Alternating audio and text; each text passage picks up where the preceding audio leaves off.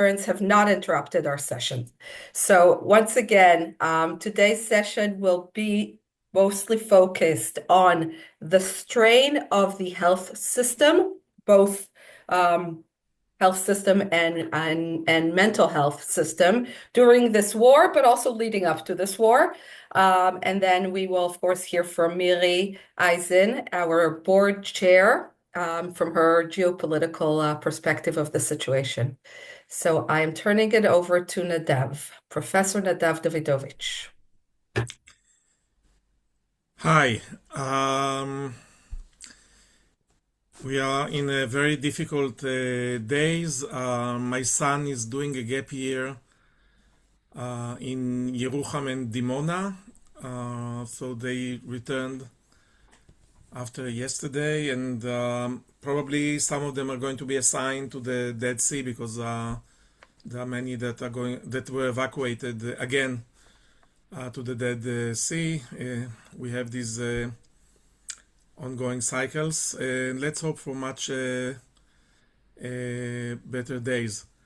So what I'm going to discuss today, I'm going to start by the Israeli paradox of the healthcare system. Those of you maybe read our annual report, State of the Nation, so this is also the title of the health chapter.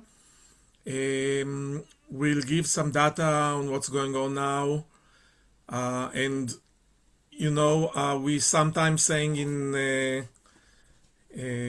medicine and public health, acute on chronic. I don't know if in economic you have such an expression, Avi, but we have a very chronic situation, right? But we are now acute on chronic. So of course you can imagine how it influenced many systems, not just of course the healthcare system, but I'm going to discuss what's taking place in the system. After the context of the Israeli healthcare a bit, the pressure that we have now, the workforce crisis, mental health, as Michal mentioned, it was decided this would be one of our major topics, and there is a major reform ongoing now. Those who know me know that I cannot speak about health without speaking of equity and inequalities. So this will be another part. Also about system resilience, what has worked, and some policy recommendations. So to remind you, Israel healthcare system, on one hand, we have an amazing healthcare system, very high life expectancy in terms of also preventable mortality.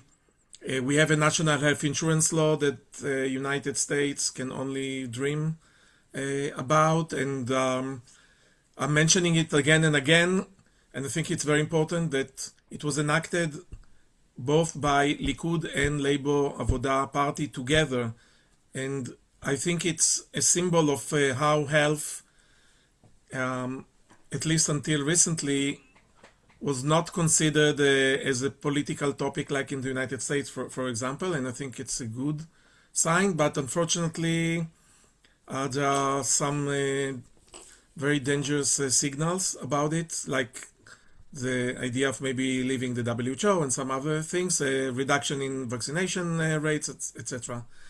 73%, according to comparative studies that are being done by OECD, are satisfied with the quality of healthcare. The average in OECD is 64%. And the high resilience of the system, it's amazing. It's very impressive. On the other hand, in terms of health spending, comparing to the OECD, the per capita spending, it's much lower. The out-of-pocket is far above the OECD, and of course, it means that some people will not have the money to pay out of pocket, and it means that there are some privatization processes. The beds per 1,000 also much lower than OECD, and waiting times also a big problem. And I really want you to go to the State of the Nation, and these are things that we are discussing again and again. But again, you can see the strength and the vulnerabilities. you can see here some other issues. Again, I mentioned, and you can see it in a more graphic way, the expenditure, 7.3%. During COVID, by the way, it went up a bit to 8 point something, and then went down again. But this is not the main problem, because out of these 7.3%, in Israel, only about 65% is public, and the rest, about 35%, is private, as I said before. It's better than it used to be about 10 or 15 years ago, that it was even 60% public, 40% private. So at least there is a change, but we're still below the OECD. And again, even the war, we don't see that there was a major difference. Mental health is maybe a bit of an exception, but this was more of a bit of internal money. So this is the current situation. And you can see here, since we started the war now almost about a month ago, we are talking indeed about acute on chronic. We are talking almost 4,000 people admitted to hospitals since the beginning of the Iranian war. We have deaths, unfortunately, including one that actually I knew from Misgav, a very well-known person is working in agriculture. We are having rehabilitation patients, and here I'm talking since the beginning of the war. We discussed it already in one of our meetings. By the way, the rehabilitation department of Soroka moved to Adi Negev because it's not in a sheltered, protected, and I think this is really horrible that still so many months after the Iranian missile in June, still Soroka is not back to its full function. They're doing amazing things. They were treating, of course, all the hundreds of people that came yesterday from Arad and Dimona. And you can see some aspect of the mental health. I see IDF mental health specialists deployed across fronts. I will speak also about PTSD a bit later. These are amazing numbers. And you can see here the timeline from October 7th that now look like ages ago. You can see how we are moving forward. So it's a compounding crisis. We have already depleted the system. We have a system that is below OECD investment, a workforce shortage, a mental health emergency. On the other hand, it's an amazing system, but resilience is not unlimited, like the story from Eastern Europe about the horse, that someone is feeding less and less and less and is very happy that the horse is still functioning until the horse can be dead. We don't want to get there, so clapping hands is not enough. I think this would be one of my major issues also in my lessons, but again, it's a very complex picture, because the good aspect is that the healthcare workforce is amazing and they're doing really an amazing work. And you can see here also in terms of number of physicians per 1,000 population comparing to the OECD, but even more so than the nurses per 1,000 population, physicians that after Italy, we are the second with the age of above 55. We got spoiled with the immigration from former USSR with many physicians that were, most of them, almost 80% were absorbed in the system, and this was an amazing success story with all the problems. But now we need to see what to do. In our publication, we are discussing a lot about the question of the newly licensed physician, and only less than a third of them actually trained in Israel. Um, and we know that it's not just a rumor, there are also staff moving outside of Israel. It's not clear if they're going to remain there, yes or no. There was a Israeli Medical Association survey, and these are real. This is a real phenomenon. It's not something that we are just imagining.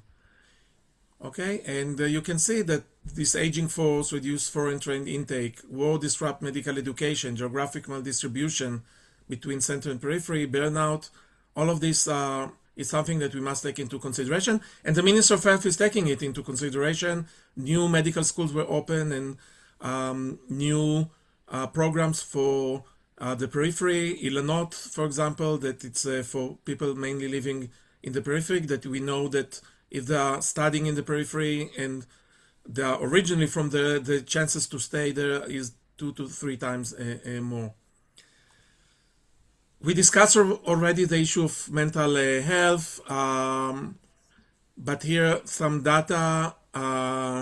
We know that there is a rise both in PTSD, depression, anxiety. All health funds are reporting a rise in is of 30-40% in medication, and you can see also how amazing organizations such as Natal and others and other volunteers, the Joint is doing a great work, and others, Iran, lots of work about mental health. And of course mental health is a pyramid.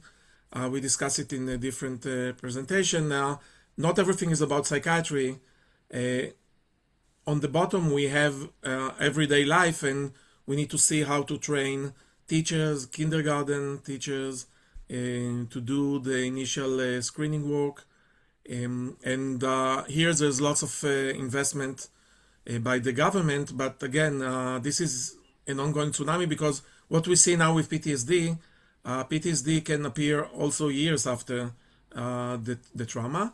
We need to remember that there's also post-traumatic growth, and about 20% will have a post-traumatic growth. And those of you maybe reading Arts in English, there was a very nice article about post-traumatic growth, and that's also something to remember. We see about the military soldiers that are attempting suicide, and there is a growth. And only 17% of them seen a mental health officer in the prior 2 months.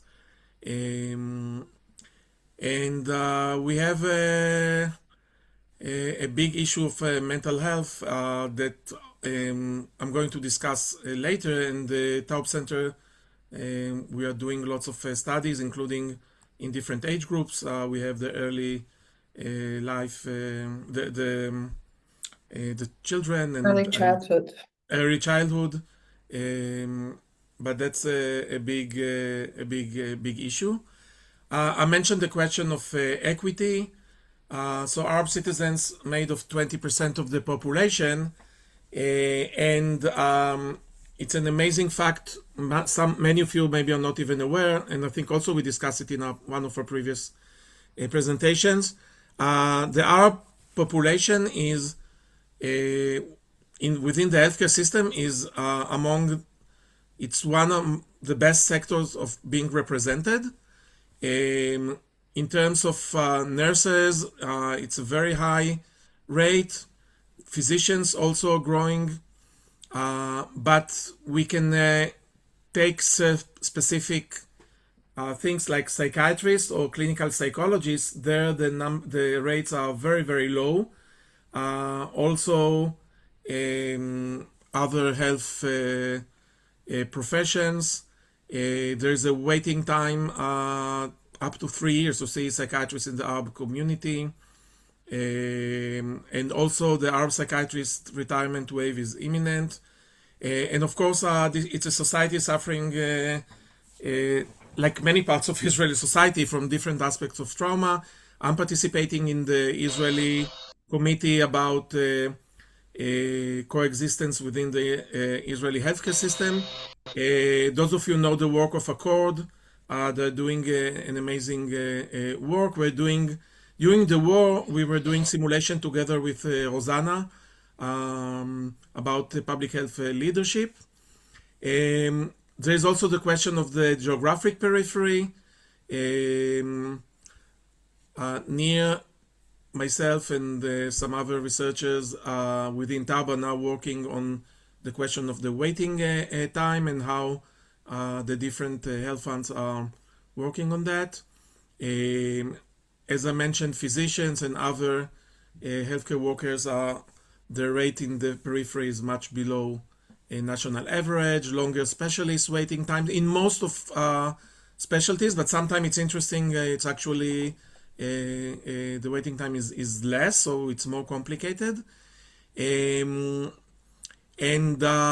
many of those were evacuated, and now we're talking again about the northern communities that are suffering the most in the recent weeks. So many of them lost access to local health services. I'm now at Bar-Ilan University, so some of the Clalit health services moved to the medical school of Bar-Ilan in Tzfat because they can have a shelter there. And by the way, we're talking many times about shelters in the hospitals and how hospitals are moving patients to the parking lots, but we have problems with shelters also in the community, in community care. So you can see that unfortunately, even when we have war or pandemic, of course everybody is exposed, but there is a gradient, and again, both ethnic and geographic factors are important. So now maybe some of the good things that we have in the system. We have an unprecedented professional mobilization with lots of volunteers. The mass casualty surge capacity of the hospitals. Of course, October 7th was really something almost impossible to deal with, and still both Soroka and Barzilai especially dealt with. But also yesterday we had a mass casualty event in Soroka, and the system learned lots of lessons that are now being implemented. As I mentioned, new medical schools were launched, and the physician licensing went up in a very impressive way. It's still below the OECD, but there's lots of work by all different partners. So this is something really reassuring. The HMO, the Kupot Cholim, they continue the routine operation, and this is not something that we need to take for granted.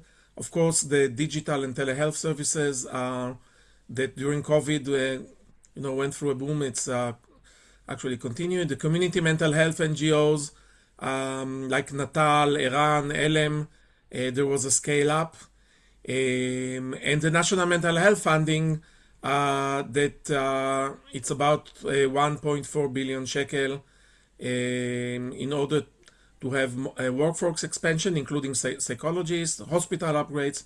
So there are things that are working. I'm not trying to bring just a bleak picture, but again, things are very, very difficult. One of the things that is not discussed so much are the long-term consequences of hospitals underground. The Israeli National Institute for Health Policy Research just issued a few days ago a call for research about what would be the consequences of the hospital underground, how to do care in basement and parking structures. And you can see here the numbers, and we're talking about infection control, overcrowding. We have now in Israel a measles outbreak, so it's not so clear.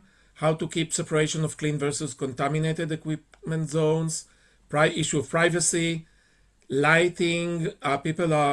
There is more delirium because people are confused. They don't understand really if it's day or night. There are no windows, so it's another psychological strain. different logistical issues that I'm not going to spend too much time, such as oxygen, etc.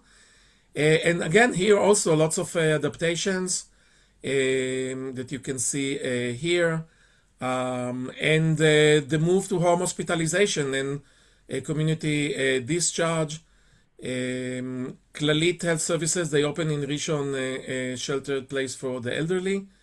IDF soldiers that are deployed. So again, the amazing resilience of the Israeli society and healthcare system showed again, but there is a toll. There is a toll here, and you can see here some of the things I mentioned, like infection risk, shortage of hand washing stations, issue of physical separation, mixing patient population with different solutions that are being adopted. But I think that during relatively less critical times, we need to spend more time on how to solve these issues, including logistical challenges and also patient dignity and privacy. There's a quote from Agar Mizrahi, the head of the medical division of the Israeli Ministry of Health, and she's very concerned about infections.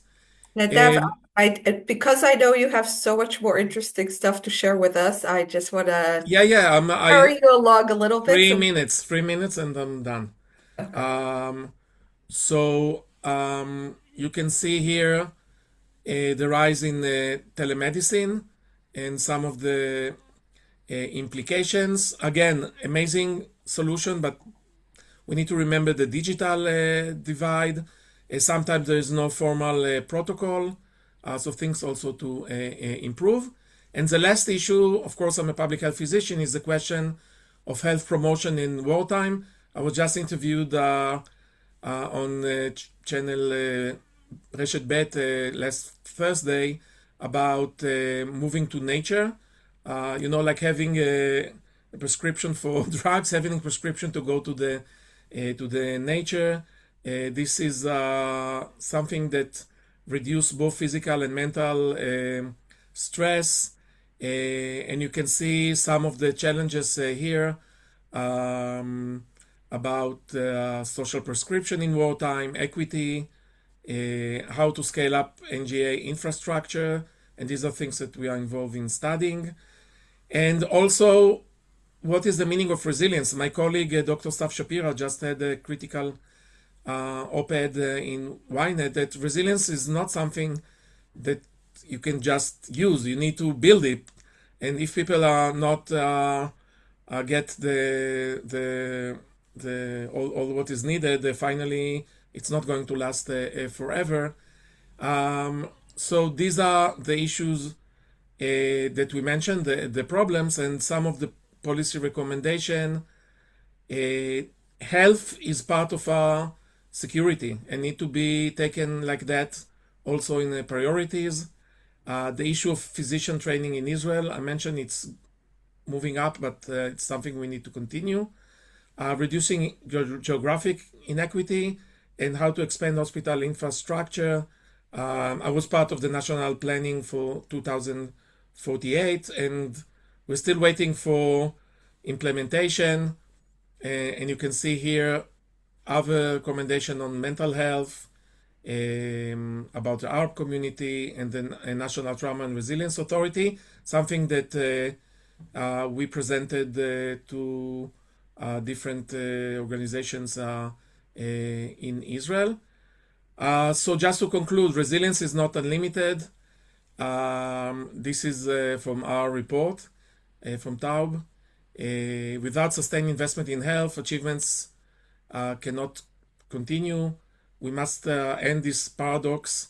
Mental health must be a defining challenge, and of course, equity should be considered in all of this together. Thanks a lot.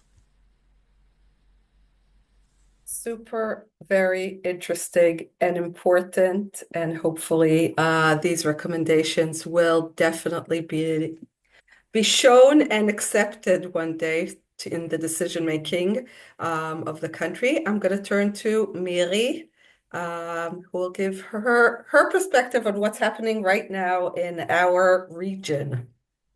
So first of all, good evening. I, of course, have a whole list of questions for Nadav, but I wrote down all sorts of words he said. And I'm going to play with these words a bit because usually I'm the prophetess of doom. And what I like, Nadav, is that you managed to both give us something that was quite depressing, but also to give something that had uplifting points. So I'm going to take that and say, right now, most of us inside Israel. And I'm not going to bring up, I don't want to show you things right now.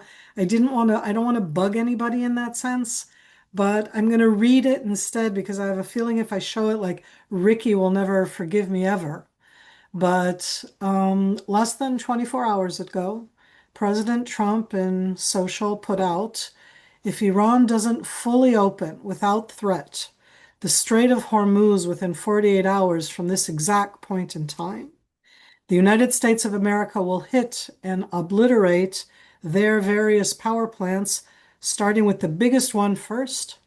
Thank you for your attention to this matter, President Donald J. Trump. And I just figured if I actually showed you the thing, everybody would really go nuts. And I'm saying that because we're 3 weeks and a few days, meaning we're in the fourth week of this confrontation.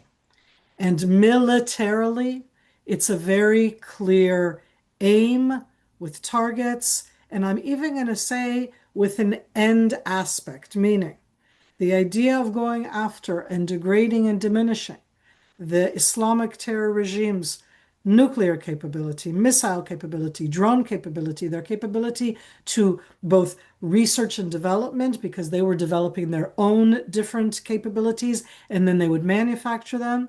And everybody says, so didn't you do that before? The Islamic regime has been building this for over 40 years. When you do something, it's both going there and then they try to rehabilitate it. But it's also going to lots of additional places. And in this case, it's being done systematically every day with that force called both the Israel Defense Forces, the Israel Aircraft, and Air, the Chel Avir, and also the United States capabilities. It is now at the stage where the Iranian response that I spoke with you about a week and 2 weeks ago, the Iranian response in a clear-cut way is let's drag everybody in. Let's make sure everybody is hurting. And all of these different hurting countries, at this stage along the way, the Islamic regime has attacked 11 different countries. And it is, of course, closed off the Hormuz Strait. And what I read to you before is what President Trump put out 24 hours, less than 24 hours ago. And I say that right now because what we're all wondering about is what happens in another 36 to 48 hours. And I can only give you scenarios because this is the stage where, throughout this is a joint mission, and the joint military aims are very clear. For Israel, I think that one of the reasons that there's such enormous backing, and it is enormous backing, it's very hard to think of things that in Israel where there's such criticism of the government, there's actually an understanding of those who totally criticize the government on the actions that are being taken against the Islamic regime. And the Israel Democracy Institute has done several polls and it's still standing there at over 90%. But after 3 weeks, you go, how long? And in Israel, at this stage, I'm seeing the divergence, which means what? That when it comes to that stage of the Hormuz Straits, the closing of them or the opening of them, Israel is there for the United States, but that's not Israel's main aim. Israel's main aim right now is still against the nuclear, the missiles, the different aspects of what's being thrown at us, and especially against the proxy. And I'm starting to see that difference in the way that Israel is addressing Hezbollah in Lebanon, attacking Hezbollah in Lebanon, and that whatever goes and happens now inside the Gulf, the fact that the United States is trying to bring in more players against the Islamic regime in the Gulf is not because Israel is stepping out, because Israel is continuing to being focused on those targets that the ones that are existential for us. Does that make us small? No, it means that the Islamic regime was directly threatening us. And Israel, in that sense, is responding to that direct challenge. What can I say about brinkmanship and a credible threat? President Trump put out a real threat. The Iranians in the last 12 hours have answered in every voice possible. And the voices that they have put out, what can I tell you, Nadav? I want it to not be depressing, but the voices of the responses, you go, so who's kidding? Okay. The United States, the president of the United States put out an ultimatum to Iran. Iran responded to that ultimatum by saying, if you attack our power plants, we are going to, they've put out also infographics for this. We are going to close down the electricity of all of the area. They put out a whole map, and everybody's asking, is it a credible threat? So the bad news is that it's a credible threat, meaning the capabilities that you need to take out the different electrical grids, because they said that they're going to be going after the information centers, the electrical grids, the desalination plants. They were talking about all the different infrastructure. The capabilities for the Iranians to do that from Iran across the Persian Gulf to the different Gulf countries is absolutely credible. Can they do it to Israel?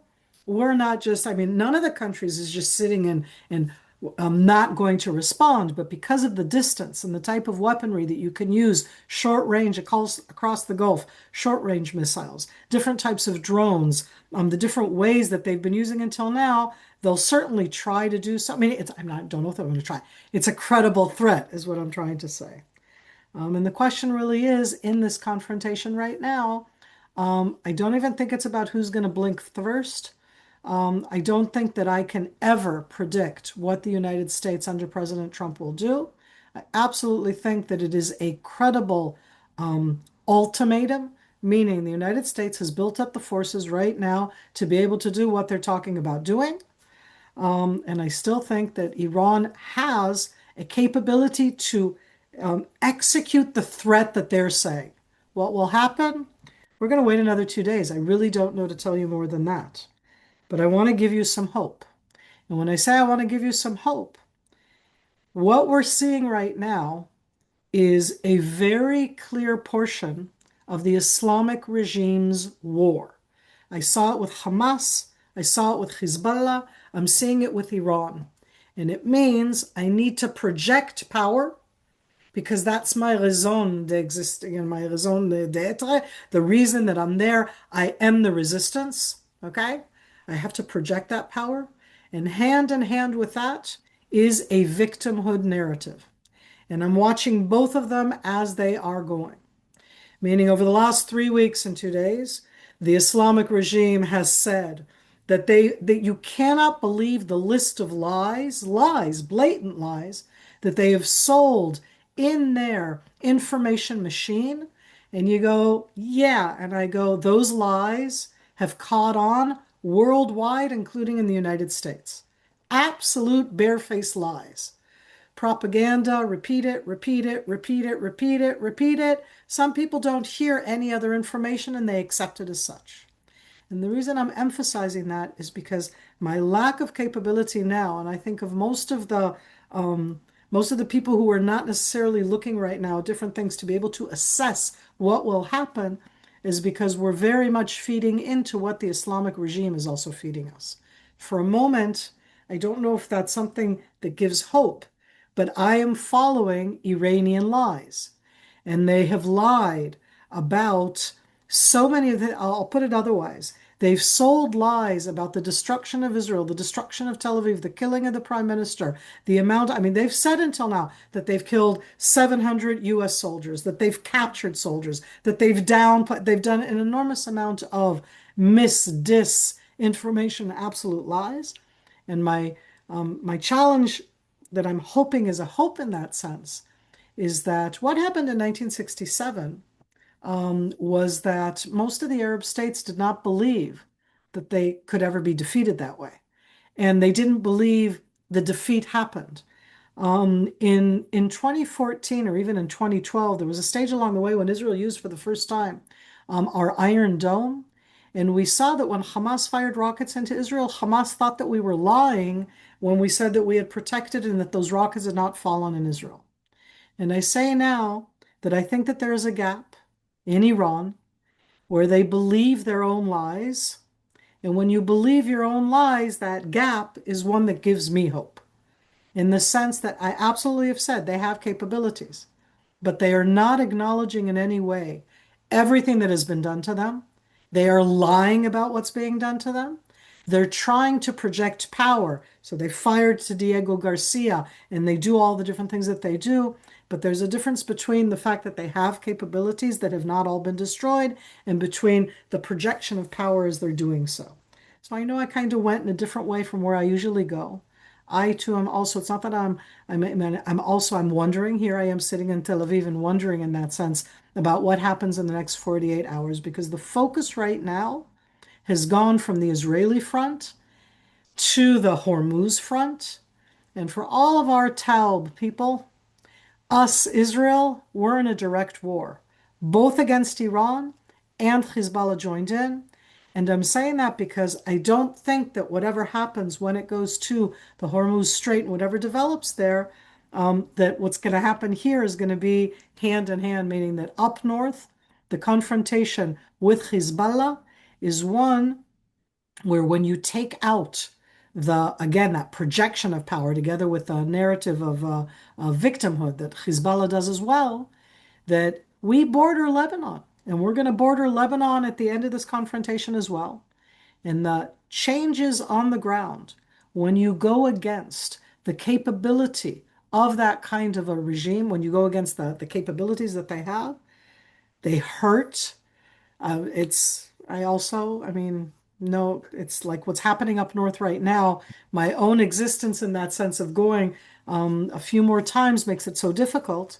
But what we're looking at right now is that change that I've talked about over the last 3 weeks extensively. Do you wait around? Do you not respond? Do you say, okay, we're stopping now and there's a ceasefire? Or do you say, changing the rules of the game, prevent and preempt?